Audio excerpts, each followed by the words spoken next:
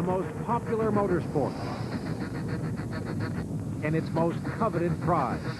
Gentlemen, start your engine. In February, 43 drivers and teams started NASCAR's biggest race with the dream of being called champion by November. Gordon holds slow off 4. Here's Earnhardt on the apron. Gordon moves slow to block. And Gordon wins the Daytona 500 for a second time. The defending Winston Cup champion captured the checkered flag and has 7 victories this season to lead the Tour. But the Rainbow Warrior will have to wait another year for his 4th Winston Cup. In line as heir to the throne, one of racing's top performers, who's never been crowned champion. It's Jarrett by a car length and a half. Dale Jarrett in victory lane, victory lane. As Dale Jarrett looks to complete his title run, there is no longer any question about whether he belongs with the NASCAR greats. A pretty good celebration is underway with the Robert Yates Racing team. There has never been a question about the owner's passion for speed. For 31 years, engines and racing have brought Robert Yates pain and glory. Today could be the culmination of their long struggle. Can these two men put it all together? Will number 88 bring home their first ever Winston Cup championship?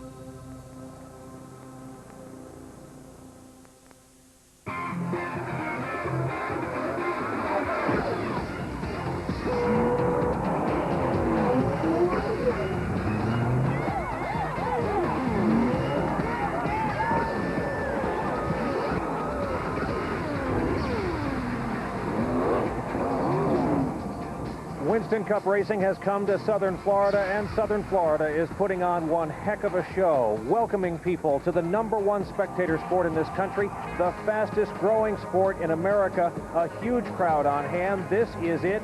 This is NASCAR. This is the first ever running of the Pennzoil 400, presented by K-Mart and brought to you live today by NBC Sports. Good afternoon to you. I'm Brian Williams, NBC News. Though on loan today, the good folks at NBC asked if I would bother hosting, in effect, my own hobby, a love of this sport, and trying to convey some of the excitement that NASCAR brings to the folks here and the folks joining us across the country and around the world today on television.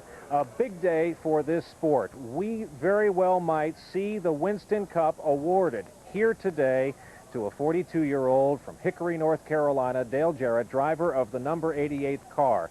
He has to finish 8th or higher. It will be a huge drama throughout the afternoon, along with all the other stories we need to cover all the way through the lineup of cars. NBC Sports has assembled quite a team to cover all the action today. Let's go up to the booth and Alan Bestwick. Alan. Brian, thank you. A great pleasure to be here on behalf of NBC today to bring you the inaugural race from this Homestead-Miami Speedway for the NASCAR Winston Cup Series, and the championship is the headline story. Dale Jarrett leading Bobby Labonte, potentially locking up the crown today. Joining me for the call of today's race, 6 times a Winston Cup winning car owner in 1999, Coach Joe Gibbs. Joe, Bobby Labonte, he's your driver chasing Dale Jarrett for the championship. Dale drove for you earlier in his career. Your emotions on this are what? Dale Jarrett shared with me the very first time. He said, Joe, I got in a race car and made the first lap. I knew that's what I wanted to do with the rest of my life, was race a race car.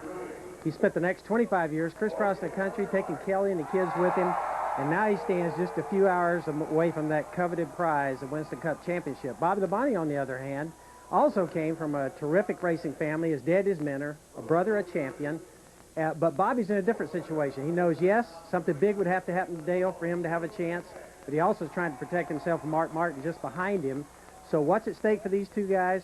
To be recognized as one of the 2 best in the world at what you do, and also millions of bucks. Lots and lots of money. Now, also joining us for the call of today's race, a winner here at Homestead in a NASCAR truck machine in March of this year, Mike Wallace. Mike, a pleasure to have you with us. One of the other major headlines of the weekend so far, Pontiacs and a dominance in qualifying. Well, definitely do, Alan, along with the racetrack. We got a 1.5 mile flat racetrack. It's a temperamental, narrow groove racetrack. The spoilers on the Pontiacs are a little bit taller. That's been the conversation in the garage area right now. There's 8 Pontiacs in the field, 6 in the top 7. We don't know if it's going to hold up under race conditions, but right now they have a little bit of advantage in qualifying. So will the Pontiacs dominate in the race? Will Dale Jarrett lock up the Winston Cup Championship today? Those are the major stories. Let's hear from Jarrett now. He's with Marty Snyder.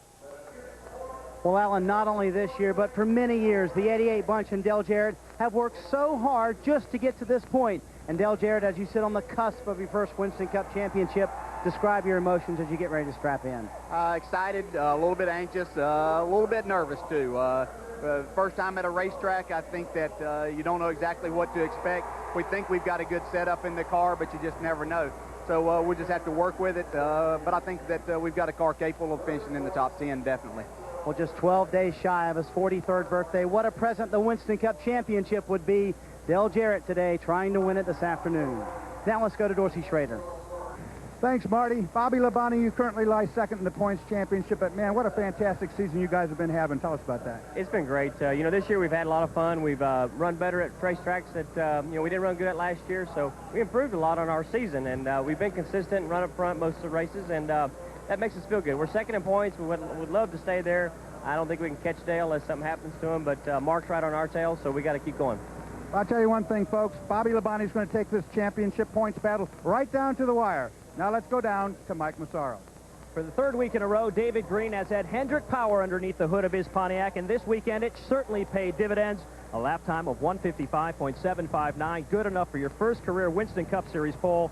David, describe the emotion of sitting on the pole for today's inaugural Pennzoil 400. Well, a lot of satisfaction, you know, for 3 years of hard work and learning the ropes in Winston Cup, now to be able to do it. And secondly, for 6 or 7 short weeks, joining Tyler Jet Motorsports in 10-10-3-4-5 Pontiac team, it's been excitement 100% each and every week. Well, David Green will lead the parade this afternoon. Brian? Mike, thank you. Southern Florida ready to host a massive event today as you look at the port of Miami. If you're a NASCAR fan, if you've ever been to a Winston Cup race, you know this is the time to make calls, gather friends and family together, and hunker down as we will do. NASCAR Winston Cup, crowning the future champion perhaps here this afternoon, is next. Welcome back to Miami and the Pennzoil 400 presented by K-Mart, and we are underway in motion for the first warm-up laps here at Homestead Speedway. The hottest car on this track in practice, one of those dominant Pontiacs, the number 20 Home Depot machine of rookie Tony Stewart. I was just in his trailer about 45 minutes ago. This is one very relaxed young man. His crew agrees. Very rare they're going along with the belief that this is, yes, in fact, the hottest car on this track. A cocky bunch, a young bunch. They are firmly out for victory today. If Tony Stewart wins, it'll be a record for rookie victories in one Winston Cup season. Back up to the booth and Alan Bestwick.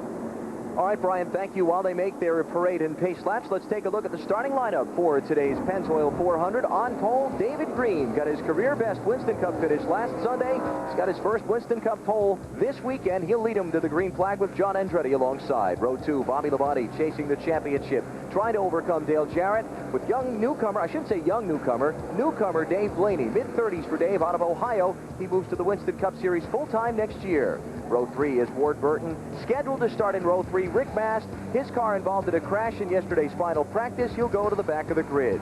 There's Tony Stewart inside row 4. Everybody thinks Stewart is one of the men to beat in today's race. Jeremy Mayfield alongside.